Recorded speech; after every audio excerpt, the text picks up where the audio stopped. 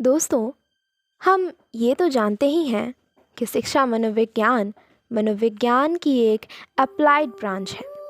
शिक्षा मनोविज्ञान का सबसे मुख्य उद्देश्य शिक्षकों के स्किल्स और कॉम्पिटेंसेस को इस लायक बनाना है कि वे डिफरेंट एजुकेशन लेवल्स पर लर्नर्स के व्यवहार को समझ सकें, नियंत्रित कर सके और उसके बारे में प्रिडिक्शन कर सके। अपने इस उद्देश्य की पूर्ति के लिए शिक्षा मनोवैज्ञानिक अपनी विभिन्न मेथड्स द्वारा शिक्षार्थियों के व्यवहारों से संबंधित समस्याओं का अध्ययन करते हैं और इसके लिए वे आंकड़े संग्रहित करते हैं। इन विधियों में जो विधियां अधिक महत्वपूर्ण हैं वे इस प्रकार हैं। पहली, अंतर्निरीक्षण विधि यानी इंट्रोस्पेक्शन मेथड। दूसरी, वस्तुनिष्ठ प्रेक्षण विधि यानी ऑब्जेक्टिव ऑब्जर्वेशन मेथड। तीसरी, प्रयोगात्मक विधि यानी एक्सपेरिमेंटल मेथड। चौथी, सहसंबंधात्मक या विभेदी विधि यानी कोरिलेशनल और डिफरेंशियल मेथड। पांचवी, मनोदैहिक विधि यानी साइकोफिजिकल मेथड। छठी, नैदानिक विधि यानी क्लिनिकल मेथड। सातवीं, प्रश्नावली विधि यानी क्वेश्चनियर मेथड। आठवीं, साक्षात्कार विधि यानी इंटरव्यू मेथड। नौवीं, रेटिंग विधि यानी रेटिंग मेथड। 10वीं, कोटि विधि यानी रैंकिंग मेथड। 11वीं, कालानुक्रमिक विधि यानी लॉन्गिट्यूडनल मेथड। 12वीं, अनुप्रस्थ काट विधि यानी क्रॉस सेक्शनल मेथड। और 13वीं, अनुक्रमिक डिज़ाइन विधि यानी सीक्वेंशियल डिज़ाइन मेथड। इन सभी विधियों को हम अपनी आने वाली वीडियो में एक एक करके अध्ययन करेंगे। तो आइए आज करते हैं अंतर्निरीक्षण विधि के बारे में अध्ययन। अंतर्निरीक्षण विधि संरचनावादियों की विधि है। इस विधि का उपयोग वुंड, डिचेनर, स्काउट, विलियम जेम्स आदि मनोवैज्ञानिकों द्वारा कॉन्सिक्वेंस एक्सपीरियंस के तत्व का अध्ययन करने के लिए किया गया था।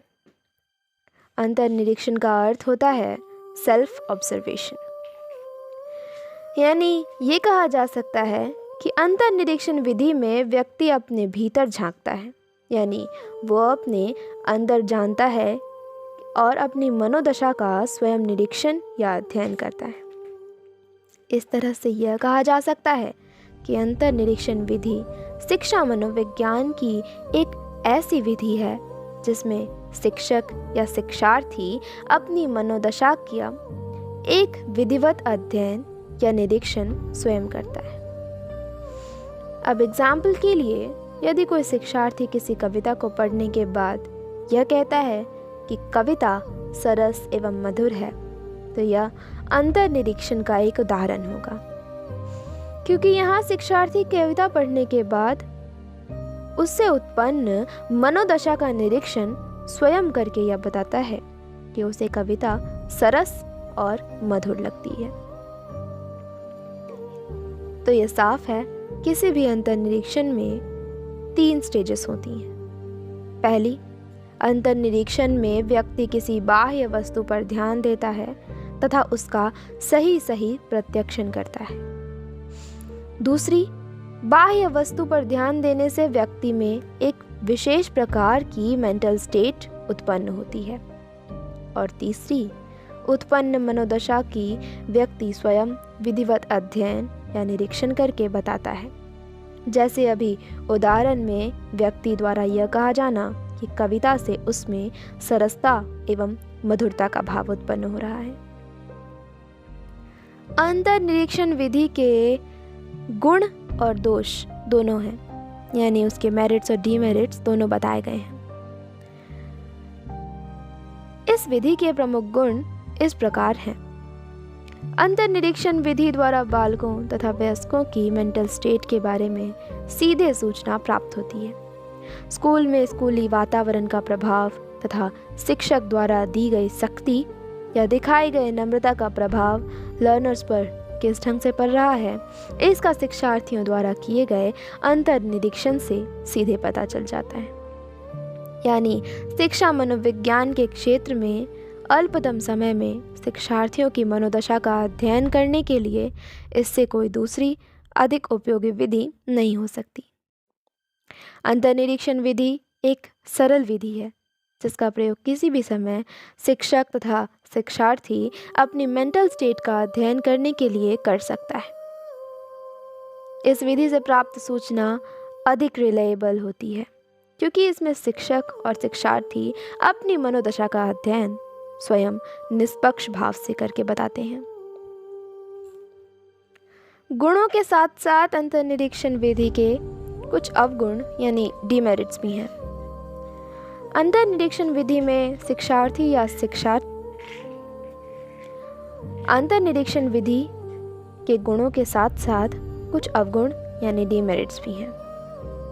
इस विधि में शिक्षक और शिक्षार्थी अपनी मेंटल स्टेट का अध्ययन स्वयं करते हैं। आलोचकों का मत है कि व्यक्ति की मनोदशा कांस्टेंट नहीं होती, बल्कि एक क्षण से दूसरे क्षण बदलती रहती है। ऐसी हालत में कोई भी शिक्षक या शिक्षार्थी अपनी मनोदशा का कहाँ तक सही निरीक्षण कर पाएगा, ये तो स्पष्ट ही है।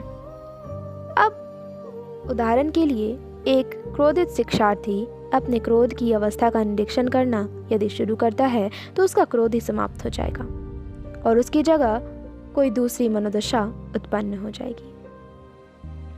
अंतर्निरीक्षण विधि में व्यक्ति को अपनी मेंटल स्टेट का निरीक्षण भी करना पड़ता है तथा साथ ही साथ उसका संचालन भी करना पड़ता है। इस तरह से व्यक्ति का ध्यान दो भागों में बट जाता है। एक ओर उसे मनोदशा का प्रेक्षण या निरीक्षण करना होता है तो दूसरी ओर उसी समय व्यक्ति अपनी मनोदशा को बाहरी वस्तुओं की ओर संचालित भी रखता है। इसका परिणाम यह होता है कि व्यक्ति द्वारा किया गया निरीक्षण डिफेक्टिव हो जाता है क्योंकि सही अर्थों में उसके लिए यह संभव नहीं है कि वह एक ही समय में अपना ध्यान मनोदशा के संचालन में भी लगाए और साथ ही साथ उसके निरीक्षण में भी लगाए। इस तरह स्पष्ट है कि अंतर्निरीक्षण विधि में कई अवगुण भी सम्मिलित हैं। यही कारण है कि शिक्षा मनोविज्ञान में इस विधि का उपयोग एक स्वतंत्र विधि के रूप में नहीं बल्कि एक सहायक विधि के रूप में किया जाता है। तो दोस्तों, इसी के साथ आज की वीडियो के लिए बस इतना ही। अगर आपको ये वीडियो पसंद आई हो तो लाइक करें। इस वीडियो से जुड़े अपने विचार हमें कमेंट करके ज़रूर बताएं। इस वीडियो को शेयर करें और ऐसी ही रोचक वीडियो के लिए चैनल को सब्सक्राइब करना ना भूलें। मैं मिलती हूँ आपसे अगले वीडियो में। तब तक के लिए नमस्कार।